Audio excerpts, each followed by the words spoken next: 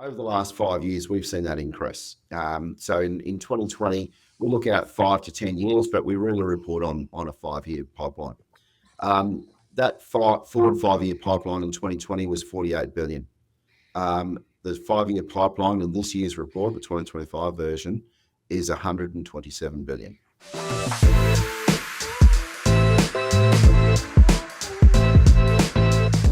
Welcome back to the Offsite Podcast. I'm Jason Lancini, joined once again by Carlos Cavallo. And today we are talking with Andrew Chapman, the CEO of the Queensland Major Contractors Association, about major contract and major project delivery pipeline in Queensland, specifically tied to a big amount of work coming as a result of the Olympics.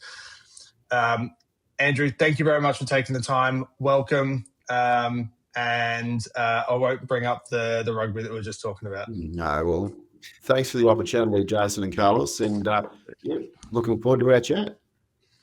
So maybe to set the scene here, Brisbane 2032, it's the home of the 2032 Olympics. For those in the construction industry, the Olympics usually means one thing, which is like a giant pipeline of work with a very, very hard and fixed deadline. And that has consequences, both good and bad. And we reached out after seeing the latest pipeline report from the QMCA and highlighted what is about to hit Queensland's construction industry over the next 5 or so years. To, I think, quote part of the report, it was saying that from here, there's something like a 60% lift in annual work to be delivered just on funded work alone, and something like 150% above here to deliver the peak output. Yeah. So it'd be great to understand, what that, in your words, what that report has really uncovered is about to land and what it means for the industry in Queensland. Okay, thanks, Jason. So the QMCA does the Queensland Major Projects and Pipeline Report every year, and over the last 5 years, we've seen that increase.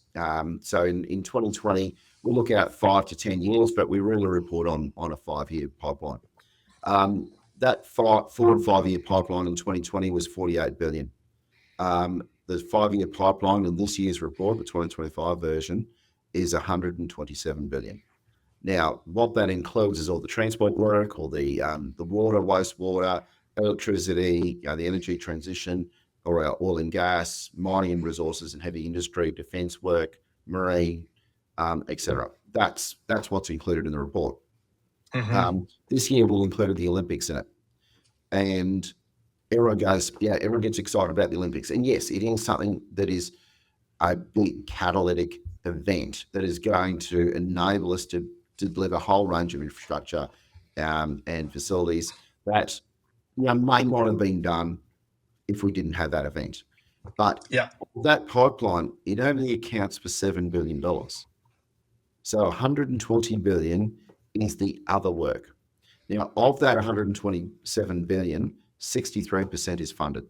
So it's about $70 billion. And that's spread across the public sector and the private sector. We're going into what I term as a golden generation or golden decade of opportunity for our generation to be able to deliver the amount of work that we have in front of us. And that's across transport, water, power, obviously the Olympics, and the mining and heavy resources industry as well. And why I say it's that golden decade is that we've got an opportunity to really change the way we do things, be more productive, and deliver some real legacy outcomes in terms of a capability and capacity uplift with our supply chain, with our fabrication industry, with our precast suppliers, looking at how we're developing and adopting new technology to help with the delivery of these projects and this level of work more efficiently and more safely. And the last time we did it, we had a big boom like this was 2011 to 16. when we delivered 3 big LNG plants in Gladstone in central Queensland, plus big coal seam gas extraction field development, 3 massive big pipelines, 5 new coal mines, a couple of port upgrades and a couple of rail upgrades in hospitals. That equated to $70 billion in those year figures, 112 billion in today's dollars. So we're moving to a very similar paradigm again. Now, what happened back then was we were very efficient. We did a lot of modularisation, a lot of pre-assembly and prefabrication of the heavy industry elements. And we'll need to sort of go back to some of that thinking and adopt that into the different style of opportunities that we have here coming forward. Take some great lessons out of some of the stuff that's happening in the UK and other places around the world could have adopted this kind of stuff, and they have seen the productivity improvements. It's not just the on-site productivity, it's also the back of house. It's how we're designing and developing digital models that can go into, be read into autonomous earth-moving equipment and the like. So there's those opportunities.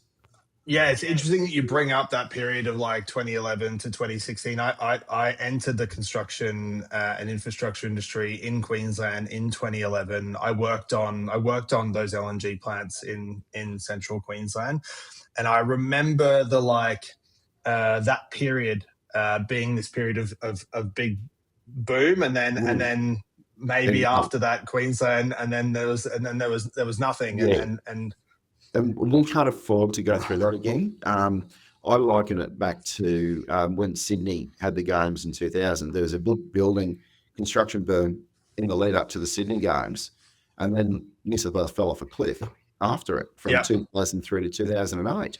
We can't afford to do that in Queensland simply because we're at the highest economic growth of all the states in Australia. We've got the highest population growth. So we have a need to continue to invest in critical enabling infrastructure that can help the economy grow. It's interesting that you said like 7 billion of that pipeline is to say the Olympics or directly attributed to Olympics over the next 5 years. Over the next 5 years, and the rest is kind of everything else that you that goes around just infrastructure and resources, etc. That pattern that we described from 2011 to 2016 and is possibly coming along now again in Queensland is something that we've, Carlos and I in the work that we do see in different places around the world. We're seeing it happening in, say, Toronto right now, where there's 180 billion worth of infrastructure pipeline that's just coming on out of not nowhere, but like it's a doubling or more of spend. Is that like cyclical nature? Like kind of a feature of how infrastructure gets funded, or is there something structurally wrong there? And in your role, you're representing the contractors and interacting with government. Should we think about that as the normal way that it should operate, or something? No, I'd like to think that we could have a lot more steady state approach. And when you go through these cycles, you're the peaks and the troughs, it doesn't help industry. Because you're rapidly trying to put people on, build capacity in your supply chain, your subcontractors, your engineering workforce, and then suddenly the work's not there. So you're either laying people off or they're moving around, and then when you suddenly wean back into these massive big peaks again, and you've got to bring up your supply chain capacity. It's not been held steady, so that's why we're seeing these cost increases, and we've got to manage that better. If it's more steady state, a little wax and wane, but if it's a bit more steady state growth, we can invest in technology. We can invest in skills development. We can invest in some different technology, automation and tools and robotics that can help deliver. But if you've only got one or two projects and then everything stops again, there's no incentive, there's no benefit in investing in that kind of stuff. So we've got to change the paradigm 100%. And we have argued for a long time that in the public sector, they should be really looking out and giving a 10-year plan so industry can understand what's coming. It doesn't all have to be funded. We know there'll be waxes and wanes in that, but if you understood that, the first 4 years, which is the budgetary cycle, is pretty much fixed.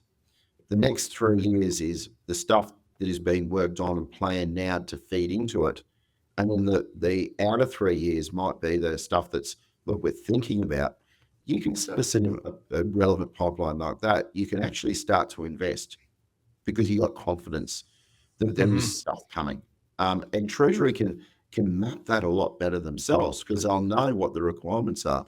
And look, as the economic conditions wax and wane, they may have to change things around, or they might have to get some more private sector money into it. But it enables that conversation to happen. The problem with the short outlook at the moment of 4 years, of which the first 2 are fixed and the next 2 are variable, doesn't help industry, particularly get to that point where you can invest properly. You can and you can invest in people, invest in skills, invest in technology that is going to deliver you productive benefits. It's all about, we've got to deal with what's coming now. It's a pattern that we see in other countries as well, and it seems to be a struggle everywhere because you've also got the political element to it as well, where priorities can shift on a dime or an election. You've hit it on the head. Political cycles are one of the most challenging because you basically, if there's a change of government, there's often, which we have seen in Australia over the last couple of years. In 2022, there was a change of government federally. 2024, there was a change of government the state. And what happened was that when the federal government changed, they then in 2023 did a review of their infrastructure spend. Now, that was supposed to be 90 days. It took them 210, took a little bureaucratic time. And then they changed the funding arrangements with the states and the councils. The states then had to understand what that meant to their budgets. That then took till June 2024 to flow through in budgets. And in Queensland, we had an election in October that year. So not a lot happened for about 2 years. We had a change of government at the state level, and they'd come in and go, well, we need to review these priorities, etc. Now, that has flowed through. They had the budget. We're now moving on things. But the combination of those 2 elements has seen projects delayed by 3 years, and at a time when we needed to actually get them going a lot earlier. It's really tough because I think in the UK we had a bit of a run, which I don't know whether it was orchestrated or by chance, but we had the Olympics Crossrail HS2. So there's this like steady stream of people moving through these big projects. How involved would, say, an Olympic committee be with you guys in government around that sort of conversation on when? Or is it like suddenly this thing appears with this hard deadline and then you're scrambling to think about how do we actually manage this pipeline? We, as an industry, we've had very good discussions and engagement with, it's a strange term, but it's called GINCA, the Games Independent Infrastructure Coordination Authority, and Brisbane 2032, who are like the old LOCOG, they're the BOCOG for the Brisbane Games. So we've had good engagement with GINCA around how the projects can be procured, the timeframes, the sequencing, so that we're not absolutely overloading everything at once. But it's not sequential, but it's done in a way that we're making sure that we can get the right parties on board early. They can work with the architects, work with the client, work with the engineers to develop the right buildable solutions, and how it's going to be done, with, and taking into account things like pre-assembly, modularization, etc. But so that we've got probably 4 or 5 of these indoor sports facilities to build in different scales and sizes. Don't do them all at once. You do them in a bit more of a sequential, because they're sort of an 18-month build. You can do them a bit more sequentially rather than all at once. So the GECA have engaged a lot with industry around that. the best kind of procurement approaches, the timeframes, the challenges they've got, and understanding some of the risks and getting them understood well early. Olympics has always had that challenge. And Brent Flyberg, in his book, How Big Things Get Done, does identify that Olympic projects have an overrun of on average 167%, with a fairly fat tail to it. And that is because there's a whole range of factors that drive that. You've got a fairly fixed deadline. You've got a lot to do. The new norms that Brisbane is working under is to use as much existing infrastructure as possible. Now, we are building some new facilities, definitely, but they are not just for the games. They're for legacy for the city, but we will use them for the games. So the indoor centres that are going at Moreton Bay and Logan, the upgrades to Barlow Stadium and the Sunshine Coast Stadium, they're stuff that will be used forever and a day. The new Brisbane Stadium at Victoria Park will be used forever and a day for cricket and AFL. It'll just happen to also be used for the Olympics, but we're delivering it prior to 2032. Yeah, so it's a lot of that acceleration of investment early. So it's how you sequence it to make sure that we're going to have to build some extra capacity in supply chain. We have to build some extra capacity in our industry capability to deliver anyway. But you're not overloading it all at once and then it's just left. Yeah. Building it all up and then having that nice steady stream to like consistently continue to deliver.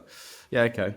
I guess if I think about the QMCA, and it's hard to think of an equivalent in the UK of the type of organisation. We have big institutions that sort of represent professional individuals, and we have sort of unions that represent the workforce on the ground. And I can't think of a well-known body that represents the contractors. So I'm keen to know a bit more really around how, like, what does QMCA look like on a daily basis? What do you actually, obviously we've read through the report, but what does the organisation look like, and how do you actually sort of work with contractors and governments on a sort of daily basis? Okay, so the QMCA, there's a number of sort of industry associations in Australia that are in the construction industry. So we've got the master builders, which deals with anyone from residential builders all the way up to your big guys doing vertical major high-rise construction and the like. We've got the Civil Contractors Federation that deals with similarly in the civil side, anyone from a mum and dad plant operator all the way through to a very sophisticated civil contractor. The QMCA sort of overlaps the CCF a bit with the head contractors. And the way we're structured is we have executive membership or executive general membership, and then associates. So our executive and general members are head contractors. They're the ones who are doing those large engineering construction projects. They have direct contractual arrangements with clients. Our associate members are subcontractors, suppliers, engineers, other professional services, technology companies who support and work with the head contractors in their delivery. We have a lot of overlap, obviously, with the CCF, but that doesn't mean we're in competition. We actually work hand in glove with the CCF around a whole range of advocacy. So what does life look like for the QMCA? We represent the industry to government, to private sector, about key issues around procurement, around risk, around project contractual arrangements, and aspects like that. We do a lot of advocacy, such as the Major Projects Pipeline Report that you alluded to. We do a whole heap of events, network events that might be on different topics, for instance, that are of interest to the industry, and not just head contractors, our entire industry. And we've had presentations on engineering failures in the lessons. We've had discussions on nuclear energy. We've had discussions on the new critical minerals development and what that means to our industry. Water, wastewater, energy, you name it, we've done it. We also do discussions around labour, being able to how we need to upskill and also increase the number of people in the industry. So a range of different topics in that area.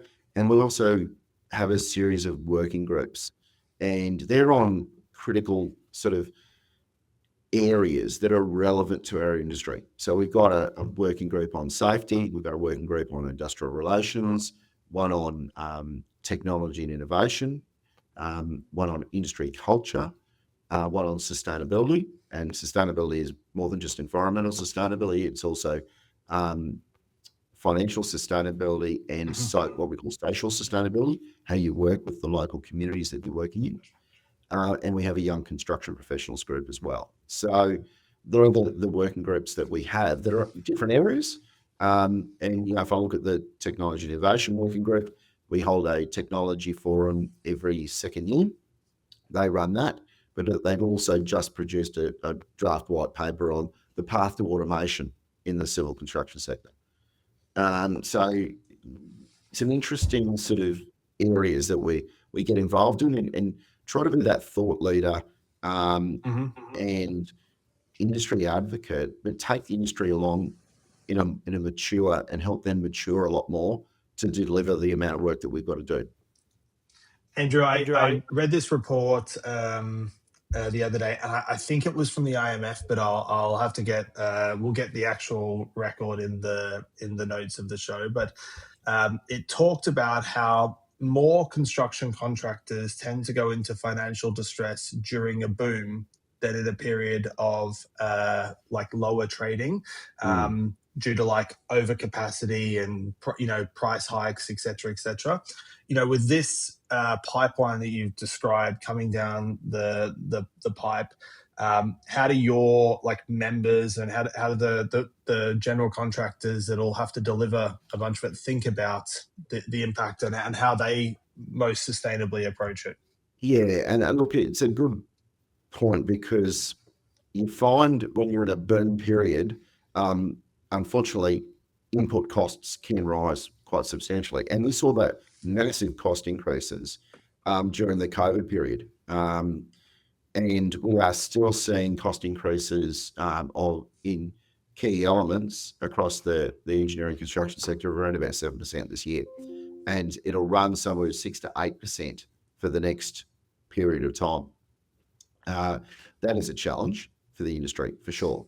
And the building sector is the one that has been really affected by this. When you are locked into a lump sum pricing, you're taking all the risk.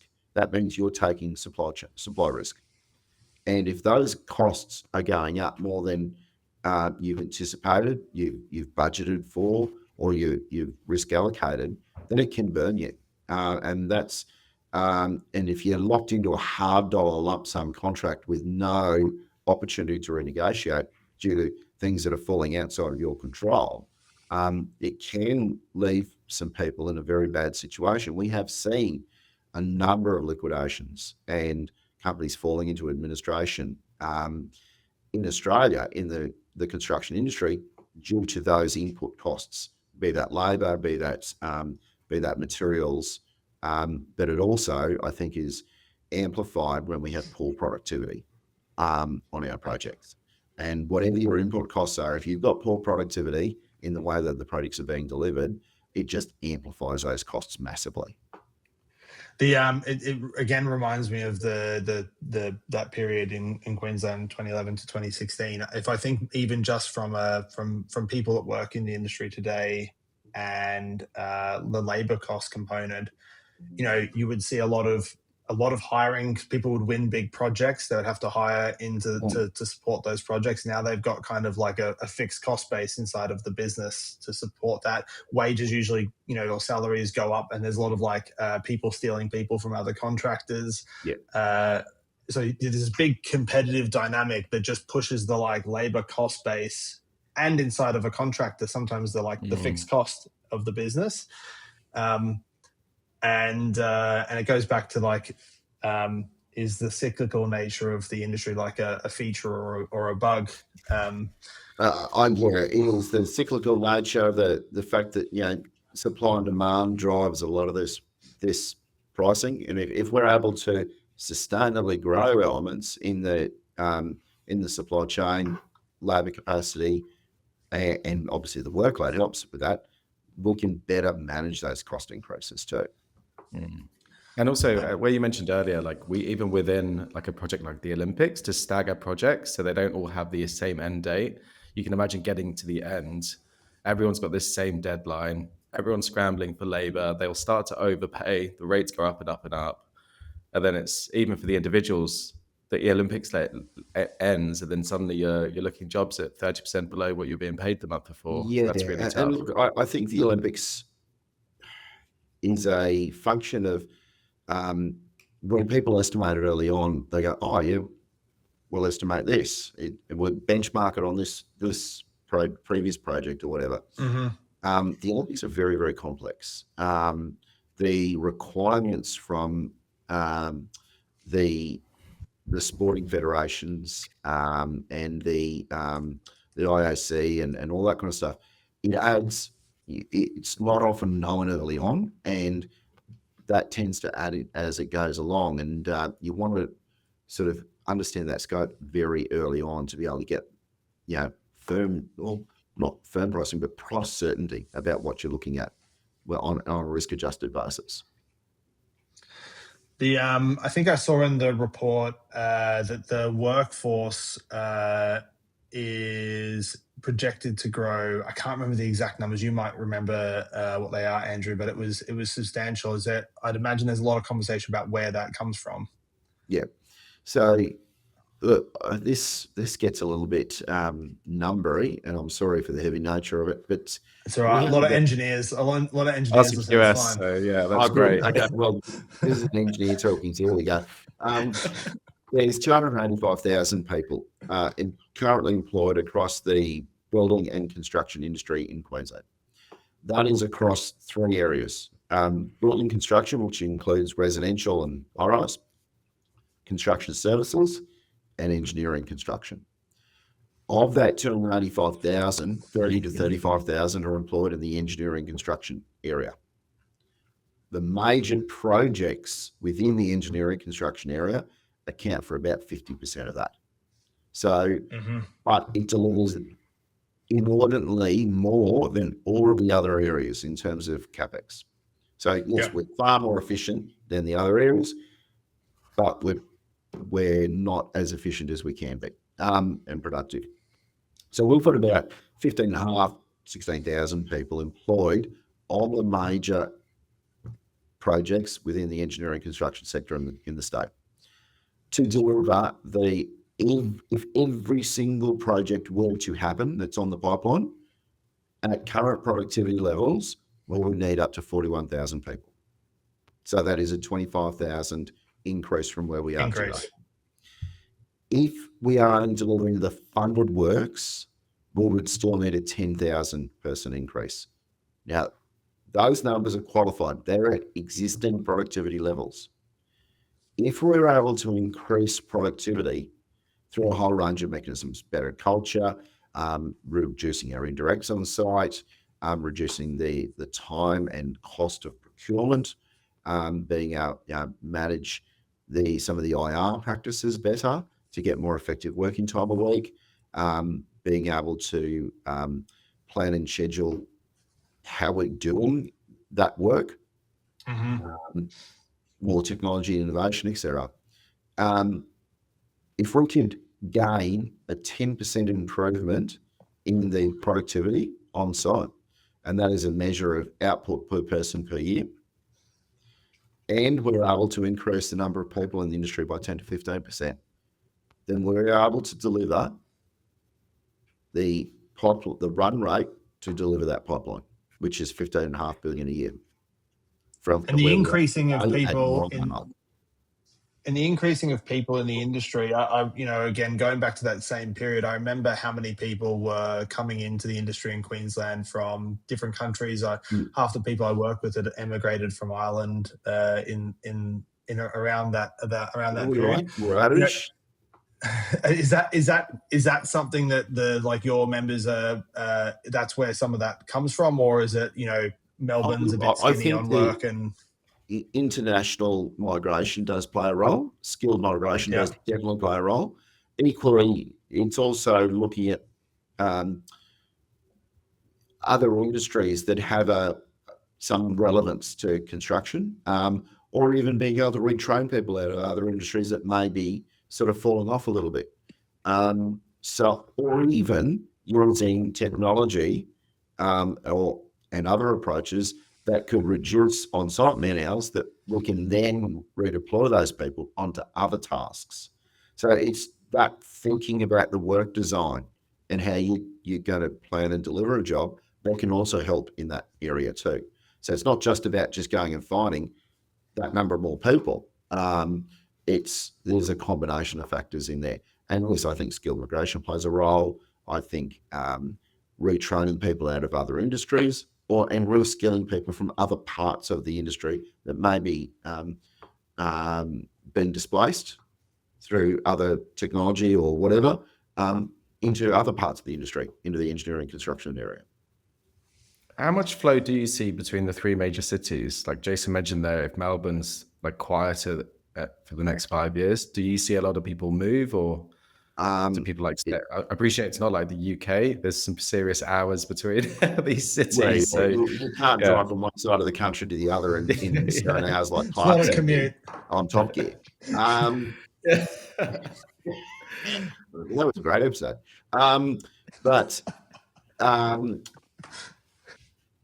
I'll go back to pre-2000 colours on that one, because when the Sydney Games were being built, all the infrastructure was being built for the Sydney Games. New South Wales, particularly Sydney, was a construction zone. We found a lot of labour and skills moved from Queensland and Victoria into New South Wales. We were doing when Queensland and WA were doing the energy and resources construction boom in that 2010 to 2016 period, New South Wales and Victoria were very were quiet. So a lot of labour came those ways. Then that 2016 period onwards to sort of 2021, 22, we have been relatively quiet and sort of building up. New South Wales and Victoria have been doing a very big building program, and we have seen a lot of resources, both technical and delivery resources, construction resources, gravitating towards Sydney and Melbourne. The challenge we have going forward is that Sydney and Melbourne are still doing big build programs at the same time as Queensland is needing to go hammer and tongs. And I made the comment in previous versions of the Major Projects report that nomadic nature of our construction workforce, be it supply chain, workers, project managers, technical skilled people, is starting to die off a bit, simply because of the amount of work still going on in those areas. And we'll need to see some other areas from a national interest perspective slow down, that they can then go again in the 30s to enable us to be able to shift that labour around like it used to move a bit. And like, yes, we had a lot of international labour come in when we did the LNG plants and the like. That was skilled labour specific to those elements. We also had a lot of labour coming up from the southern states, and then it kind of went back after we finished. So we kind of need to look at those arrangements again, and there needs to be, in our view, a bit better sequencing at the federal level. They're the ones with the purse strings that give money to the states. We're going to hold you off here. That money, we need the focus to be up here. Andrew, you mentioned much earlier on in the conversation the interaction and the engagement with the government or quasi government bodies around the benefit of kind of sequencing. You talked about some of the stadiums, and instead of doing them all at once, doing them one after another. I'm interested in how that conversation goes when you could see the other side of the argument, which is like, you've got a fixed deadline. Starting something in 3 years rather than now is just chewing up 3 years of floats. And how do people think about that trade-off? Look, there was also and I'm not saying we're going to do the stadium and then we'll do the aquatic. Those are critical time period elements. They will run concurrently, and there will be a lot of projects that run concurrently, but there will some that are a little bit more sequenced.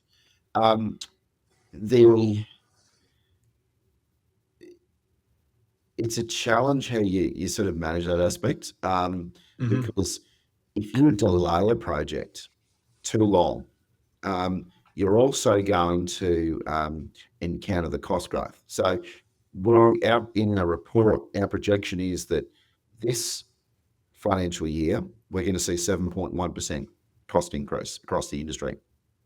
And for the next 4 years, we're anticipating somewhere between 6 to 7% each year. So $100 million project today, if it was delayed or pushed out to start in 5 years' time, that project is currently $135 million. Yeah. So you've got that corollary as well, but equally, if you start anything right now, you're suddenly going to find the $100 million project might be $110 million because of supply and demand issues. So there's a fine line to tread there. Isn't there another funny thing under the hood there, Andrew, which is like it's probably still going to cost that amount anyway. It's just where does the cost sit? Because let's say the government awards the contract, say now rather than 3 years. Does that sit with one of your members that then has to eat the cost of that increase or their supply chain? Because if inflation's going to happen regardless. You can't hide it. That's, we have seen that on some projects like Queensland Rail, which is a very, very big project or program. Yes. There was some procurement undertaken that had, for the Queensland sections, that had contractors on board, even the Northern New South Wales sections. And they were working through the environmental approvals processes. They had big teams and they were churning. There was a lot of engineering work being done. They're churning. It's costing. And then they went, oh, we're going to put a hold on the project. And it's like, oh. So there's a direct cost involved in that because client has to pay. But there's also an indirect cost in that there's an element of work that could have been delivered in that period of time on other projects, but those teams were tied up too. So we've got to make sure that when we are bringing the parties on board, it's at the right time to deliver the right input to de-risk a project, to be able to give price and time certainty, and we're not then wasting that in that it could have been delivering other projects. So there's that fine line you've got to tread as a client, as an industry too. I got one final question, which is a bit of a gear shift. If I reflect back on, back to that 2011, 2016 boom period when I entered the industry, I think about how many of those projects, even the LNG plants in Gladstone that you referenced, Andrew, how much of the projects were managed by people that entered the industry right at the start of that boom, and the amount of people that were graduates that entered and kind of cut their teeth, and 1, 2, 3 years later, they're a big part of the people that are needed to run those jobs. How do you or your members have thoughts about how to engage and drive the right pipeline of people entering from great Queensland universities, for example, entering the industry? I mean, it's a massive challenge because whilst we have seen engineering starts increase across Queensland, we're still only graduating 55% of those who start. And when you look at the increases in those starting in or entering an engineering degree, there is a lot of international students involved in that, and they often don't stay. They might go back to their normal or their parent country.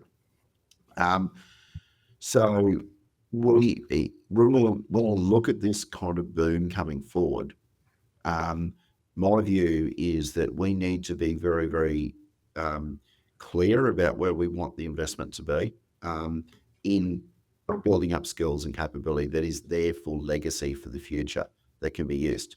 So, let's be investing in the trades that are relevant to deliver what we need to deliver, but also for the future. In the same way in our engineering education, yes, civil, mechanical, electrical are vitally important, but if we look at some of the engineering elements of the future, it's a lot around mechatronics, automation and stuff like that. So we'll need to be looking at those elements and starting to invest in that for the future of the industry as well. So my view is we've got to be careful about what we invest in. We've got to be clear on where we're making that investment so that we're delivering, yes, the skills capability we need today, but it's got to be to an eye to the future. And I guess as a shout out for potential graduate, I think a lot of people end up in an engineering degree out of, you get told it leaves a lot of options open for you when you enter, and then you kind of make your decisions as you kind of go along. And as a plug for the construction industry, for those that are considering, I honestly think that there's very few better industries to learn a bunch of core skills that translate to a bunch of other areas. You learn a lot very, very, very quickly. So I would recommend. I would have told myself to do the same thing, or computer science or something. But I would have told myself to do the same thing. And I would have told myself to invest in Facebook, but apart from that, I would have gone into construction. Or Bitcoin. I'm a passionate engineer. It's the only thing I ever wanted to do. I love the engineering profession. I love the construction profession. Why? Because, as you said, it's vibrant. You get challenged. You get to work on some really interesting, challenging things, and you get to actually see the fruits of your labour. I remember early on in my career, I was actually with a consultant at the time, working on a big transport scheme. Only now, 25 years later, as it started to come to fruition. I can now, I said this to my kids, who are now all well and truly, one's 20, one's 18, but just a couple of years ago, I said, I'd worked on that. Oh, it's only just coming out of the ground now. Whereas when you work on something with construction, you can see it, you can feel it. Over the period of 3 or 4 years, you will see something go from what is a design or a plan, be a concept, through design development, or how you're going to plan and deliver it, all the way through to construction and finishing it. And the sense of accomplishment with that there's nothing there. Let's be honest. Totally. I'm the guy that got my family to drive to central Queensland to drive over a bridge I built, or to go stand on the shore and try and look at a gas plant in the distance. Yeah, right. I've done the same. I'm like, I've done that project. Oh, great. Thanks, Dad. Snooze fest for them. But no, totally. Carlos, any final questions, mate? No, it was really interesting. I think I underappreciated how much work and thought must then go into sort of finding the sweet spot, because you're ultimately protecting organizations from booms, but it's the boom at the same time that's going to attract the labor and the investment and everything that needs to come in. So finding that midpoint must be really difficult. And I guess without an organization. You're right, Carlos. It is exceptionally difficult to find that midpoint. And let's watch, will that at the whim of the funders, either private sector or public sector. The age-old argument has always been, when the public sector is spending, the private sector doesn't spend a lot. When the public sector's come off, the private sector steps up. And in good financial times, that's when the private sector really should be stepping in, because it is commercial. It's worthwhile. It's viable. But when you've got some big investment imperatives, like the games that generate a whole lot more, which is a lot of public sector funds, you need to try to manage that a little bit, and that's where groups like the Coordinator General in Queensland come in, where they can help to sequence some of that stuff and a lot better. Do I think we'll ever get it right? Probably not. But can we do better? Yes, we can. And I think that's a conversation that is ongoing, that we as an industry body, the QMCA tries to work very closely with government to ensure that we can have those conversations and try to get the sequencing a bit better, so we're not having as much of that overloading and then peaks and troughs. Andrew, thank you very much for the time and the conversation. This, we focus a lot on Queensland and that pipeline, but it's a proxy for things that happen in cities and regions in different parts of the world. So if anyone is interested, highly recommend downloading and accessing a copy of the pipeline report, which we'll put in the notes of the episode. Andrew, thank you very much again. And Carlos, do you want to read us out? Yeah, thanks, Andrew. It was really good chatting to you. But no, thank you very much, everyone, for listening to today's show. Please do think about liking this video or following us on your chosen podcast platform. We appreciate your support, and we'll catch you all very soon. Bye-bye.